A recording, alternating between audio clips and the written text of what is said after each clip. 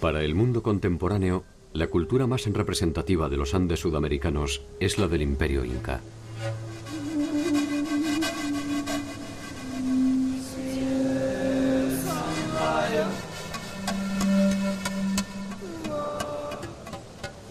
Sin embargo, la historia imperial de los incas representa apenas un siglo.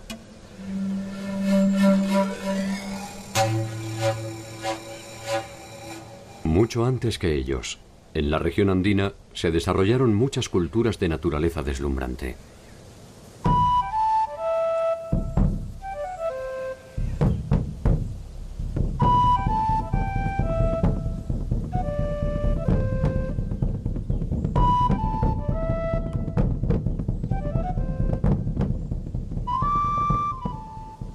Conocer este mundo preincaico es una aventura siempre inquietante.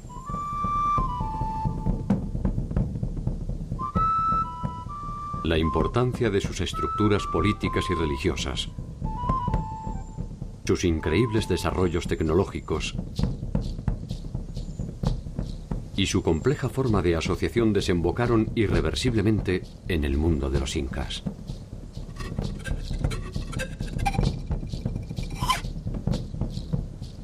Ciudades milenarias, recintos funerarios escondidos, dioses latentes y sueños incumplidos se reproducen a lo largo y a lo ancho del territorio andino, como muestra de un modelo inédito de convivencia que puede proyectarse hasta nuestro presente.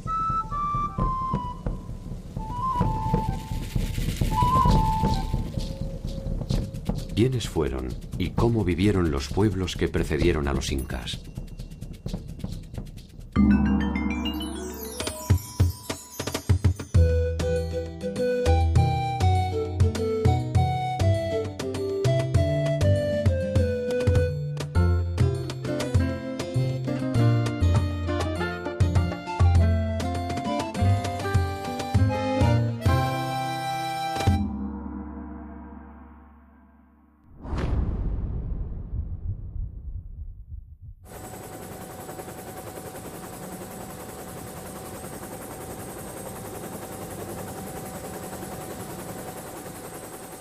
En el inicio de la invasión española al territorio del estado incaico, estos poseían un control hegemónico de su territorio desde la costa a la sierra y desde Colombia hasta Chile y Argentina.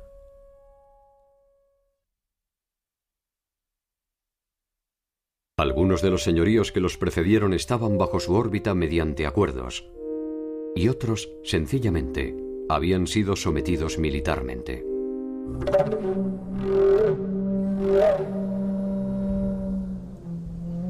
El mundo andino, sin embargo, ya había conocido formas de organización imperial menos extensas, pero igualmente efectivas.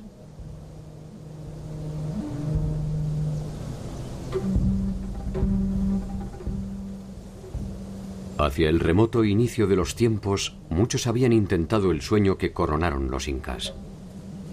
Un sueño milenario iniciado en un paisaje que era apenas algo menos que un desierto hostil.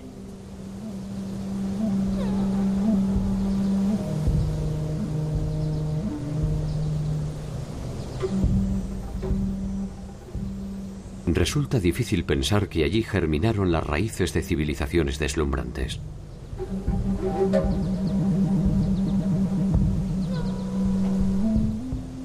Allí nacieron los primeros dioses, las primeras leyes, los primeros desencuentros.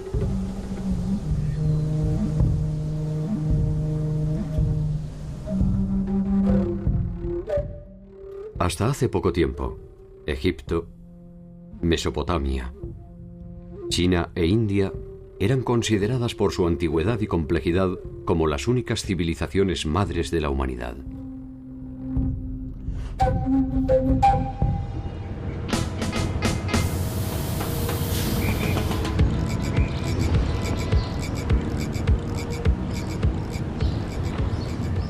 Sin embargo, más de 4000 años antes de la fundación de Cartago, 2000 años antes del reinado de Ramsés I y 1000 años antes de Hammurabi, existió en Perú un complejo político y cultural cuyo centro fue la ciudad sagrada de Caral.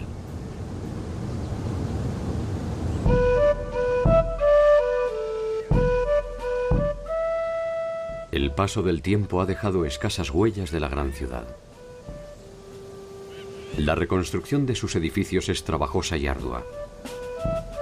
Sin embargo, en esta aparente pobreza están las señales más antiguas y ricas del mundo latinoamericano.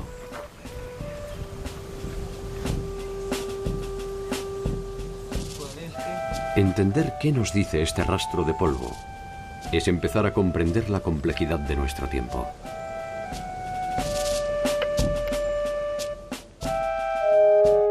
La ciudad de Caral posee una antigüedad de más de 5.000 años. Es hasta hoy la primera ciudad-estado de América. En ella se organizaron los intereses de los hombres en torno a reglas específicas y concretas de convivencia, que incluyeron el pensamiento religioso, la innovación tecnológica y científica y la estratificación social.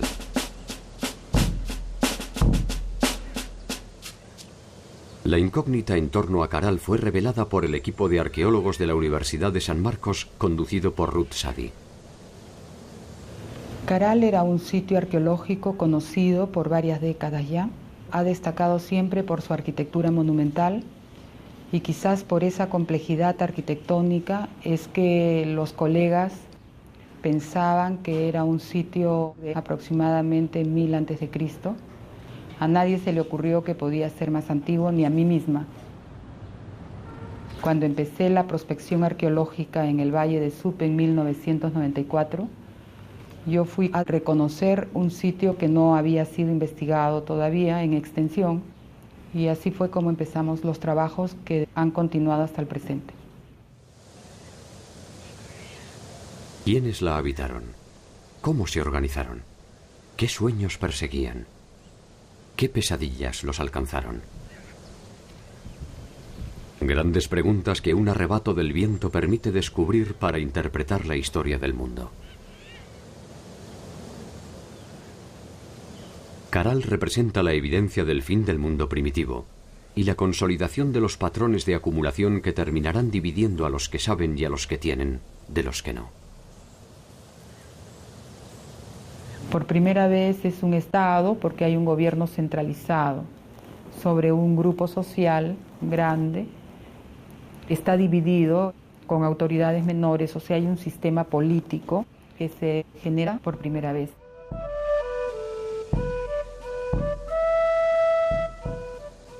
Extendida sobre una superficie de 50 hectáreas, posee 32 conjuntos arquitectónicos entre los que se encuentran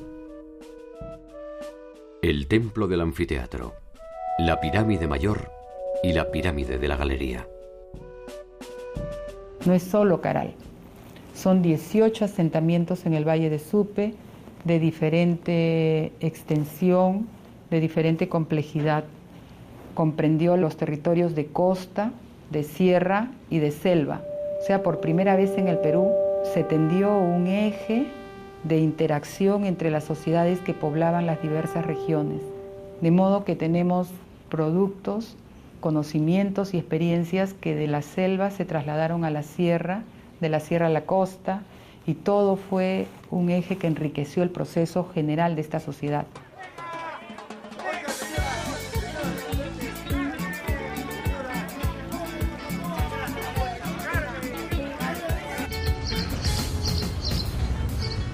Esta primera experiencia de convivencia entre los distintos ecosistemas se proyectará en el tiempo. Así, cada uno de los grandes estados andinos establecerá esta relación armónica entre el mar y la sierra.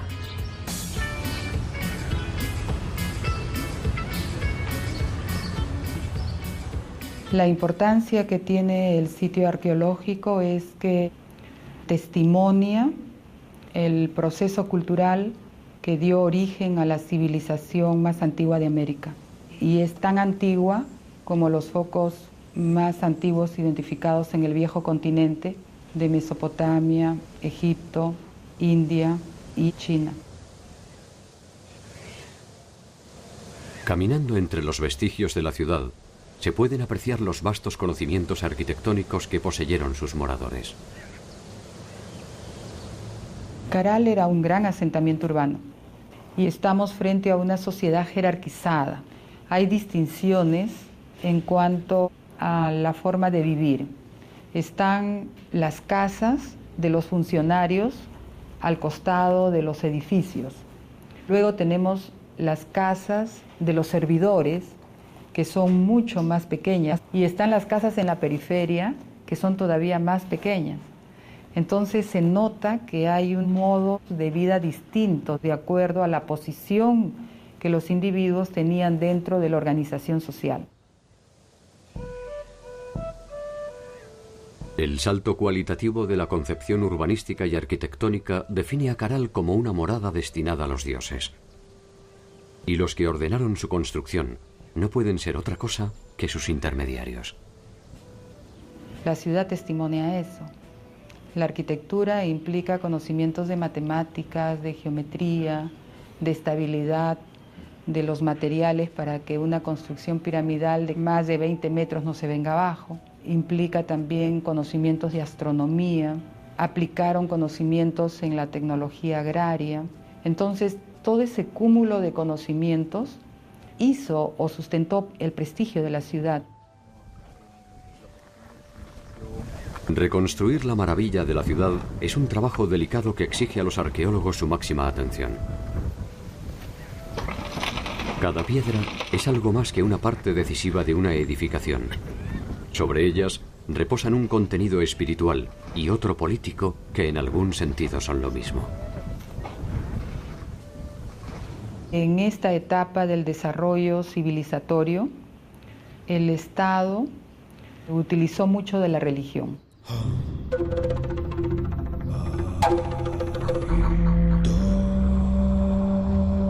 Es la religión la que sirvió para coercionar a la sociedad. Si no cumples con el trabajo que tienes que dar en tal fecha, a tal dios, entonces te va a ir mal. El miedo ha sido la herramienta sobre la cual se edificaron la mayor parte de las sociedades madres. Sin embargo, Caral ofrece una versión distintiva. La ciudad no posee indicios de presencia militar, ni siquiera de tipo defensivo. Quizás se pueda suponer que durante más de 1000 años, un grupo humano numeroso pudo convivir en armonía sin la violencia que resulta ser el signo dominante de la historia universal. Si esto fue posible, Caral no es solo un descubrimiento, también es una esperanza. El militarismo, al parecer, surge más adelante. En esta etapa primera del desarrollo de la sociedad, el Estado representa frente a los dioses a los hombres, sigue siendo humano. Posteriormente, con el señor de Zipán, el Estado o los gobernantes son divinos. De alguna manera se puede deducir que el tiempo de los dioses fue un tiempo de paz. La hora de los hombres iniciaba su cuenta regresiva. La ciudad fue la primera víctima de estos nuevos tiempos. La ciudad de Caral fue ocupada de modo ininterrumpido hasta los 1000 años y luego de eso la ciudad fue abandonada definitivamente. Nosotros trabajamos la hipótesis de que se formaron otros polos de desarrollo en otras partes del territorio del Perú. Otras sociedades que habían estado participando sin ser el centro empezaron a desarrollar también modelos de vida civilizada, tanto en el norte como en el sur, y generaron otros focos que incorporaron otras sociedades, y eso es lo que creo yo reemplazó en prestigio a Caral progresivamente. Caral es el descubrimiento más trascendente de la arqueología reciente. Es allí donde se encuentra la matriz del mundo andino. El primer eslabón de una serie de culturas que terminarán desembocando en el célebre Estado Inca. Una cadena que exige detenernos en una serie de culturas que nos darán el ADN definitivo de un tiempo tan majestuoso como inusual.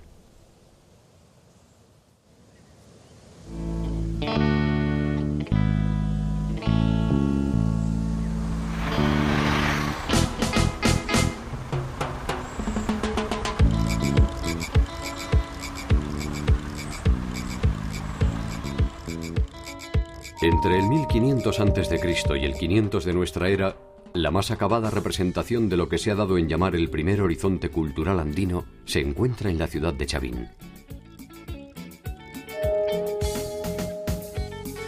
Desde la Sierra Norte del Perú en la provincia de Huari y hasta más allá del territorio actual de Ecuador, la cultura chavín estableció su área de influencia y predominio.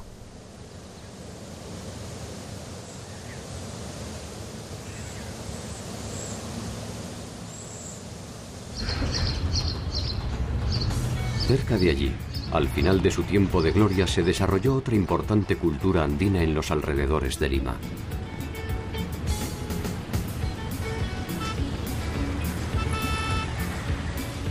Lima es en la actualidad la capital del Perú.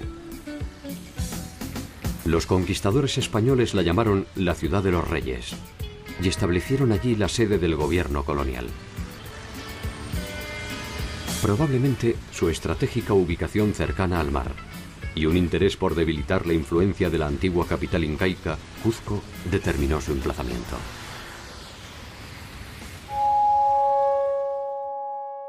Entre el año 200 y el 700 de nuestra era, en torno a los valles limítrofes a los ríos Rímac, Chillón y Lurín, se desarrolló la cultura lima. Allí se combinaron los patrones clásicos de las sociedades andinas: la siembra, las obras hidráulicas, la construcción de caminos, el intercambio y la pesca. Muchos de los vestigios concretos y espirituales de los Lima se revelan hoy a orillas del mar en el adoratorio de Pachacamac. Pachacamac está vinculado con toda la mitología costeña y fue un centro de peregrinaje y de devoción muy importante.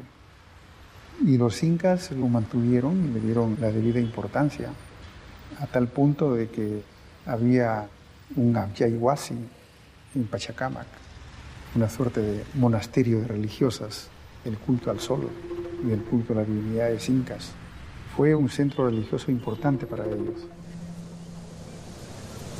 Los incas entienden la trascendencia del adoratorio y lo incorporan como centro de peregrinación y no tardan en acordar con los curacas locales la construcción de nuevos edificios.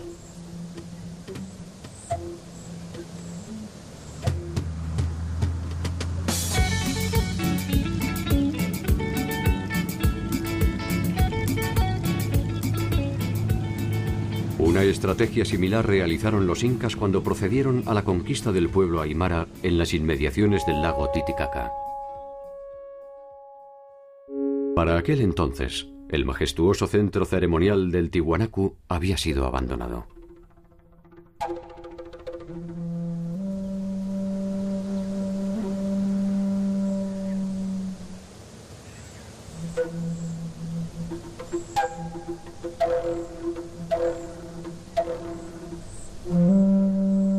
Estamos en el lugar más importante y más impactante de lo que ha sido Tiwanaku en cuanto a su arquitectura.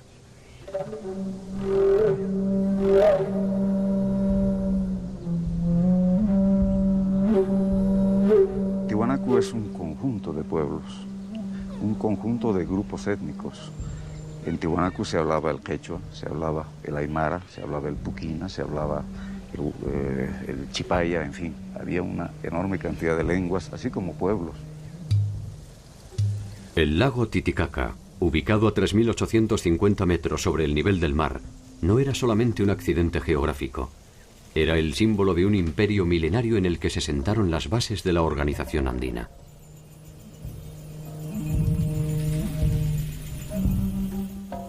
Para los tiwanacotas, fue en su capital donde se produjo el origen del mundo.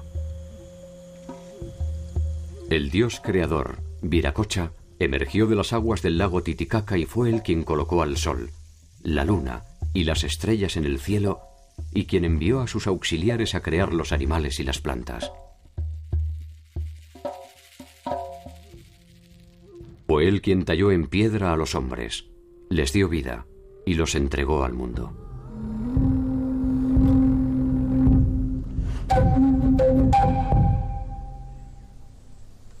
Tenemos tres grandes periodos que entender en Tiwanaku. El periodo aldeano, que se inicia aproximadamente hacia el año 1500, 1600 antes de Cristo. Este periodo aldeano va a perdurar hasta principios de nuestra era. A partir de principios de nuestra era, gracias a la consolidación del territorio, el aumento de la población, la diversificación en la producción, los nuevos sistemas agrícolas que se van realizando en Tiwanaku, el intercambio de productos, los excedentes, en fin, Tiwanaku se transforma en un estado. Es la época de las grandes construcciones, es la época donde hay ese predominio religioso.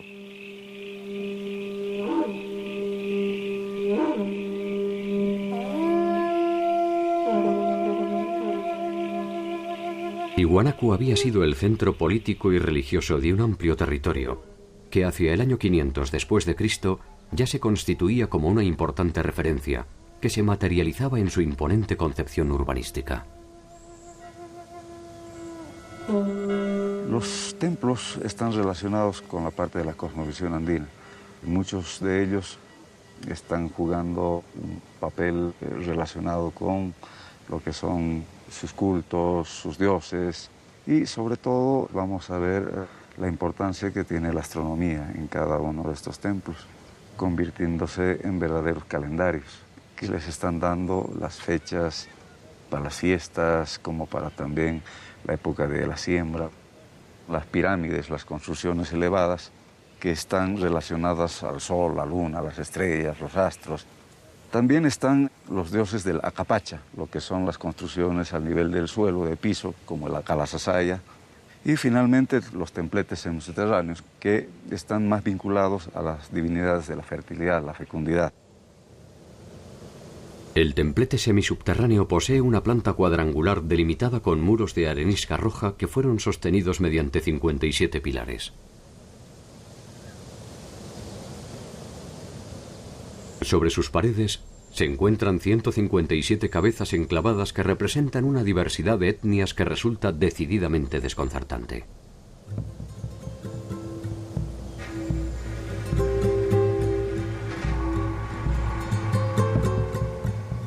Allí se representan distintas razas que de ninguna forma pudieron ser conocidas por los habitantes de Tiwanaku.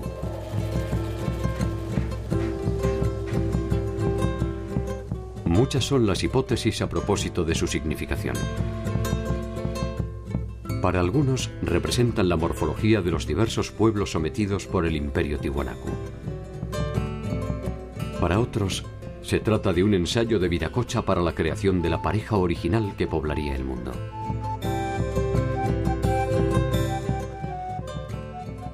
Los tiwanacotas proyectaron y realizaron obras monumentales, entre las cuales destaca la maravillosa Puerta del Sol, cuyo emplazamiento original es todavía un enigma. La Puerta del Sol nos está mostrando un complejo calendario, un calendario de carácter solar, lunar y a la vez agrícola. Los personajes alados están 15 a cada lado.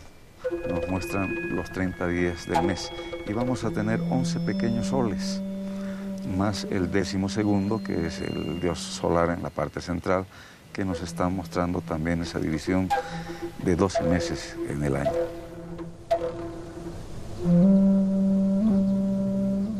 A 1000 metros del lugar se encuentra el área del Pumapunku, cuya estructura inicial fue elegida por los incas para sus ceremonias, banquetes y celebraciones. En esta área podemos encontrar trabajos de lo que ha sido el manejo de la piedra, bloques de más de 180 toneladas de peso que fueron trasladadas desde la serranía que tenemos allá, donde están las canteras, donde se extraía los bloques de piedra para la edificación de estos templos. Uno de los mayores bloques justamente es esta plataforma, que tiene un peso de 185 toneladas, que eran parte del templo, el magnífico templo que se encontraba justamente hacia la salida. Al fondo se puede apreciar la montaña del Illimani, está justamente hacia lo que es uno de los principales achachilas, uno de los principales apus protectores de este sitio.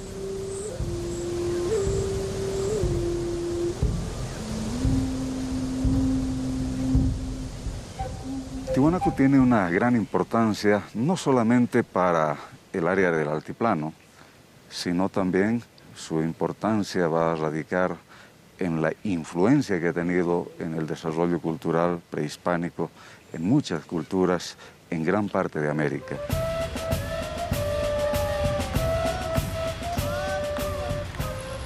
El pueblo aymara es hoy una de las comunidades más representativas de ese pasado, y la mayor parte de la población actual de Bolivia es descendiente directa de esta etnia. La impronta de su cultura definió las relaciones que se repetirían en los distintos pueblos andinos hasta la llegada de la invasión europea. Una de estas bases fue, sin duda, la tecnología alimentaria. Teníamos varios sistemas en la parte agrícola. Vamos a tener lo que son las tacanas o las terrazas de cultivo en las partes altas, donde preferentemente se da producción de papas macho. Hoy en día contamos con más de 400 variedades de papa que han sido productos justamente de Tiwanaku. Por lo tanto, la influencia, la importancia que ha tenido en la región ha sido bastante grande. También tenemos las cochas o cotas, que son lagunas artificiales. Solamente en este valle tenemos más de 400, que servían como acopio para el agua, tanto para la agricultura como para el pastoreo de los camélidos. Y la mayor tecnología de Tiwanaku es lo que constituyen los sucacollos, que son camellones irrigados mediante canales, donde podían ellos cultivar 3-4 veces al año. No solamente tenemos el desarrollo en la agricultura, sino también en lo que es el pastoreo, la crianza de camélidos.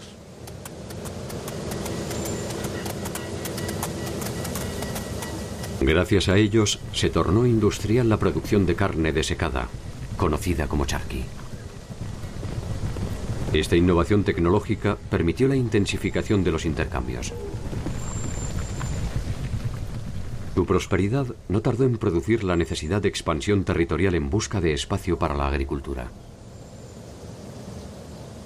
Hacia el 700, Tiwanaku deja de ser un estado con predominio religioso, teocrático, se va transformando en un estado militarista, expansionista, donde va abriendo sus fronteras, va creciendo, se van formando nuevas ciudades que están distribuidos hasta la costa del Pacífico, así como también gran parte del Perú, incluso entrando hacia Argentina y Chile. Y esto va a traer convulsiones sociales.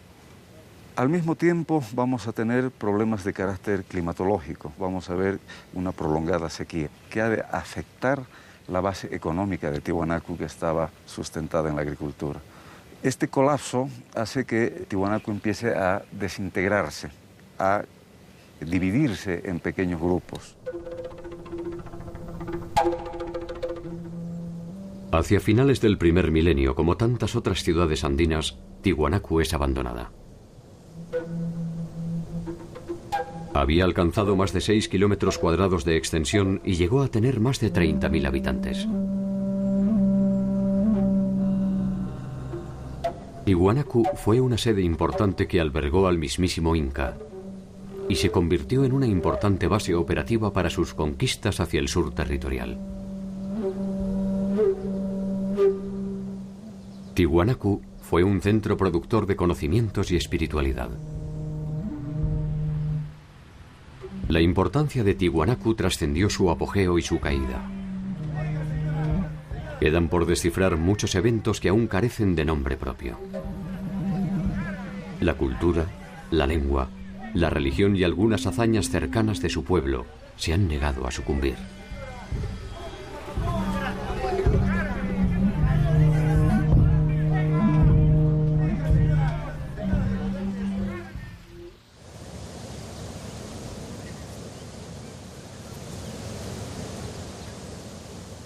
Según la leyenda, la ciudad de Chanchan fue fundada por un mítico líder que habría llegado del mar.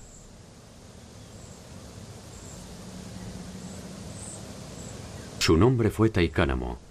Con él se inicia la historia de los aguerridos Chimú, quienes ejercieron su vasta influencia territorial entre el 1100 y el 1450 de nuestra era, a lo largo de 1000 kilómetros de costa por más de 50 kilómetros tierra adentro.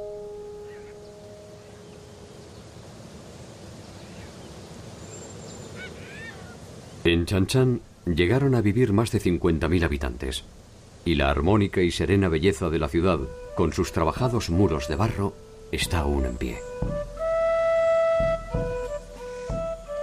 Los chimús protegieron específicamente sus conquistas agrarias y no dudaron en ejercer su poderío militar para asegurarse el control de los cauces de agua que garantizaban la siembra.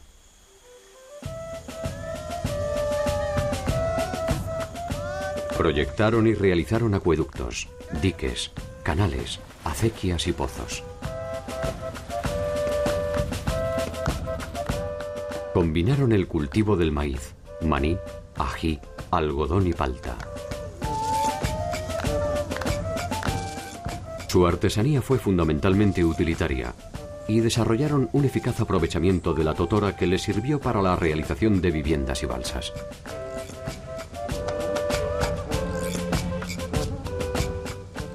Su tecnología marítima es visible aún en muchos pueblos de pescadores.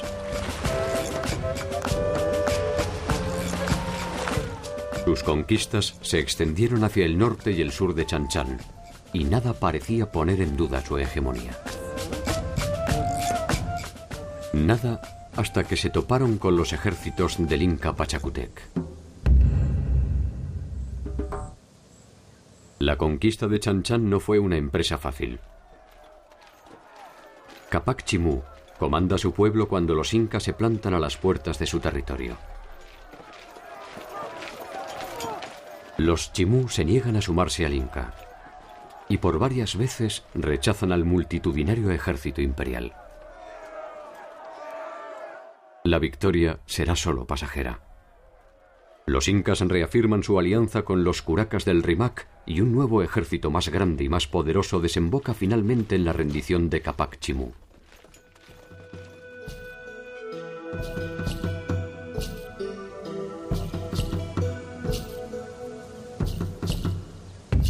Sus líderes son desterrados y sus tierras se reparten entre los aliados incas.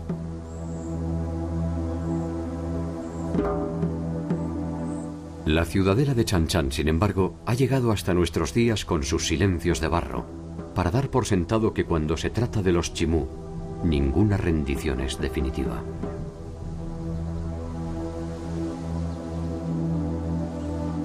El control territorial y espiritual del mundo andino se mantuvo por más de 5.000 años asentado en diferentes pueblos. En el Valle de Supe, en Chavín, en Huari, en Tiwanaku, en Chan Chan y en Cuzco. Su organización estatal fue evolucionando hacia formas cada vez más complejas que sin embargo no abandonan los principios fundamentales que le dan cohesión. Cuanto más tiempo pasa, más andinos son.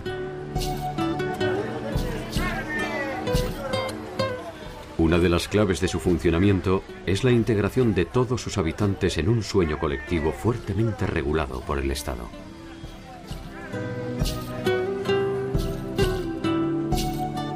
Uno de esos sueños, entre el año 100 y el 600 después de Cristo, se manifestó en una compleja y elevada organización sociopolítica identificada como cultura moche o mochica. La cultura moche o mochica surge y se desarrolla en un territorio de cerca de 700 kilómetros que cubren gran parte de los valles de la costa norte del Perú. Los mochicas comienzan a surgir aproximadamente en los primeros años de la era cristiana y terminan, suponemos, alrededor del siglo VI o VII de nuestra era. Un largo periodo en el cual desarrollaron una extraordinaria cultura sustentada por la irrigación del desierto.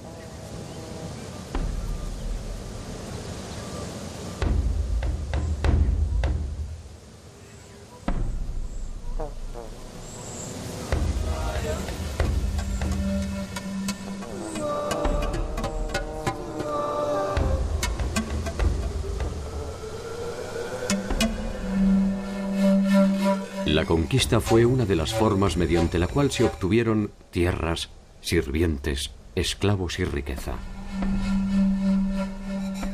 Pero sería a partir de su producción artística donde los mochicas obtendrían la eternidad que no le aseguraron las armas.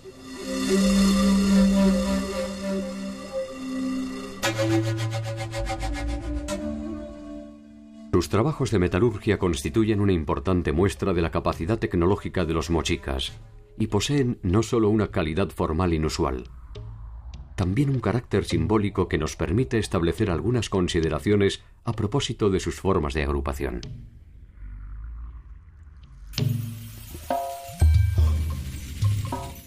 La presencia de una fuerte ornamentación en la representación de sus señores es el indicio de una sociedad jerarquizada que monopoliza no solo las decisiones políticas y militares. Es también la base desde la cual puede presumirse el carácter sagrado de sus gobernantes. El oro como metal sabemos que no tenía ningún valor comercial. El oro estaba reservado exclusivamente para los ornamentos de los soberanos. Cuando muere un personaje importante que tiene algún adorno de oro, se va con él a la tumba porque nadie puede usarlo. El concepto de uso de cualquier vestimenta, de cualquier atuendo, está muy asociado a las personas.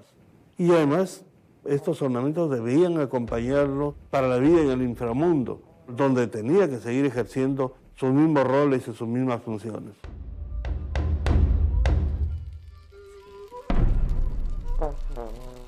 La cerámica moche atravesó todos los estadios posibles de la manifestación artística y es, sin lugar a dudas, una de las más atractivas y delicadas de la historia de la humanidad.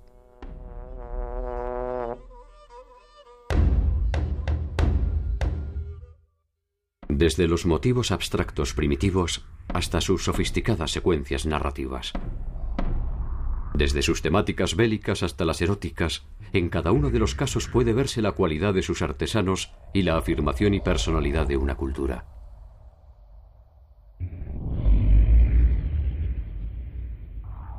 Sus cabezas modeladas poseen un grado de realismo, técnica, expresividad y sensibilidad que rara vez han logrado otros artistas quizás menos anónimos. Los mochicas fueron una sociedad cuya economía estaba basada en la agricultura, esencialmente. Fue un pueblo de agricultores del desierto. Ellos lograron la proeza de dominar el desierto, desarrollando una tecnología hidráulica que permitía desviar el curso de los ríos que bajan desde la montaña andina y usualmente se pierden en el mar, para llevarlos a las zonas secas donde no llega el agua, porque la costa norte del Perú es una región desértica. Ellos lograron desarrollar un sistema de irrigación extraordinario que incluso hoy los peruanos en esta región no podemos superarlo.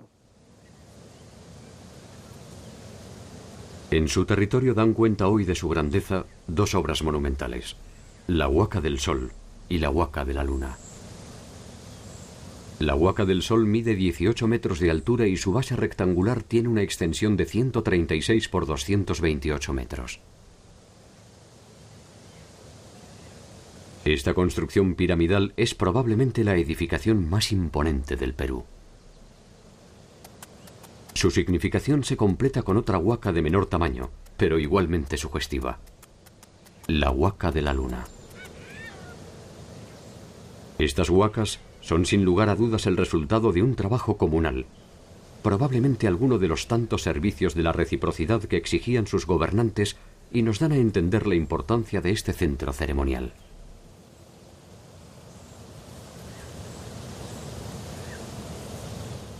Muchos de los misterios de esta cultura guerrera han comenzado a revelarse a partir de un descubrimiento sorprendente: la cámara funeraria del señor de Sipán. Las tumbas de Sipán fueron descubiertas a raíz del inicio de un saqueo en el monumento de Sipán. Se descubre una tumba con algunos objetos de oro y se desata una verdadera fiebre de oro en el pueblo. Iniciamos inmediatamente un trabajo de rescate arqueológico en una situación muy dramática que forma parte de toda la historia de esta excavación. Logramos detener el saqueo. En el año 87 iniciamos el trabajo de excavación que nos condujo algunas semanas más tarde a uno de los descubrimientos arqueológicos más importantes del antiguo Perú, la tumba del señor de Sipán. Lo importante de este descubrimiento es que por primera vez se logra presentar al mundo la tumba intacta, excavada científicamente, de un soberano del antiguo Perú. Este sepulcro ofreció una serie de revelaciones que permitieron establecer un cuadro más acabado de la organización mochica a partir de la riqueza de sus múltiples significados. Cuando encontramos la tumba de este personaje, nos dimos cuenta inmediatamente por la variedad y por la forma de los atuendos, los emblemas, que estamos frente a uno de los hombres más importantes de su tiempo. Usualmente los arqueólogos tenemos una nomenclatura muy típica para esas tumbas, tumba 1, tumba 2. Nosotros fuimos un poco a la idea de no solamente rescatar objetos arqueológicos, sino también la presencia humana y el espíritu de un pueblo. No podíamos llamarles tumba 1 y lógicamente no sabíamos el nombre verdadero de este personaje. Pero reflexionando sobre las características de la organización mochica como señorío y el nombre del pueblo de Zipán, lo llamamos la tumba del señor de Zipán.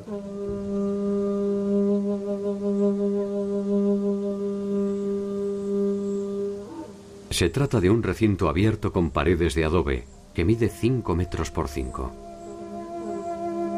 En el centro se ubicaba el ataúd del señor de Zipán, confeccionado en madera y envuelto con sus atuendos e insignias de mando.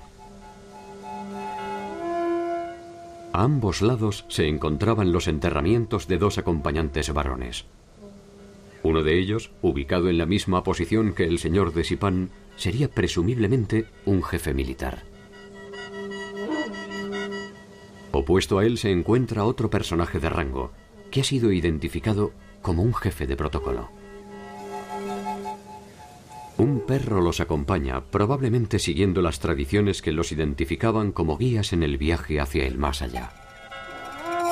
La parte central de la cámara funeraria era el ataúd conteniendo el ajuar del señor de Zipán, que envolvía el cuerpo del señor al momento de su muerte. Este ajuar estaba compuesto por un conjunto maravilloso y extraordinario de ornamentos de oro, plata, cobre y cobre dorado, vestimentas, atuendos. La mayor parte de ellos son emblemas de rango. En la esquina suroeste de la cámara se encontraba un niño de aproximadamente 10 años, el techo, y sobre el techo el guardián que cuidaba la tumba. Y el guardián tenía los pies amputados como una señal simbólica de que no debía abandonar su puesto de vigilancia para la eternidad. Finalmente, el último acompañante estaba colocado en una de las paredes en posición sedente, como un vigía, cuidando, custodiando la cámara de su señor.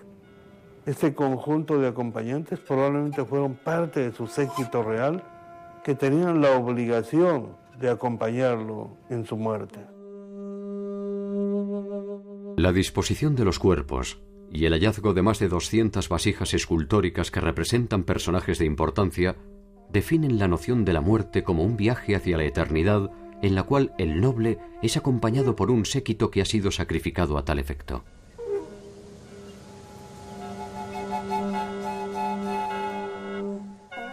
Los expertos han determinado, pese al delicado estado de sus restos, que su edad oscilaría entre los 45 y 55 años. Probablemente haya sufrido una incipiente artrosis en su columna vertebral. Los estudios no pueden determinar la causa de su muerte, pero se ha descartado que ésta se haya producido de forma violenta. En Zipán se han registrado un total de 13 tumbas que pertenecen a diversas épocas y a la compleja jerarquía de los gobernantes mochicas. En la cúspide estaba el señor de Zipán con una autoridad triple, militar, política y civil. Debajo de él los sacerdotes, debajo los jefes militares y después el entorno cortesano que estaba compuesto por asistentes militares y asistentes religiosos de segundo nivel. Siempre los personajes principales al centro y alrededor los personajes de menor rango. Pero lo más importante es que cada tumba refleja el rol y función del personaje en vida. Las sociedades andinas poseían un fuerte grado religioso. La condición eterna de sus líderes implicaba un profundo ritual que probablemente se preparaba con mucha antelación. El final era percibido como un paso más en el ciclo eterno. De ello se desprende que la separación entre la vida y la muerte era observada con cierta naturalidad.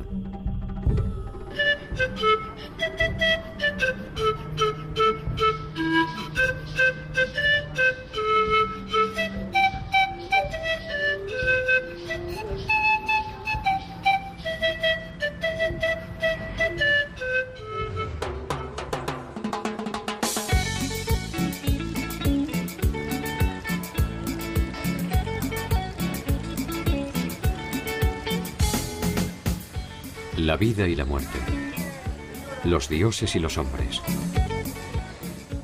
la siembra y la cosecha. La dualidad del ser andino permite explicar el mundo mediante opuestos que forman una sola entidad. La maravilla de los Andes no reside en los extraordinarios conocimientos de navegación de los chinchas, ni en las deslumbrantes huacas del sol y de la luna. Tampoco en la religiosidad de los pueblos del Valle de Lima, ni en las increíbles obras de ingeniería hidráulica de los nazcas. La maravilla de los Andes debería buscarse en la capacidad para preservar su espacio vital y su subsistencia más allá de cruentos enfrentamientos y profundos procesos de cambio.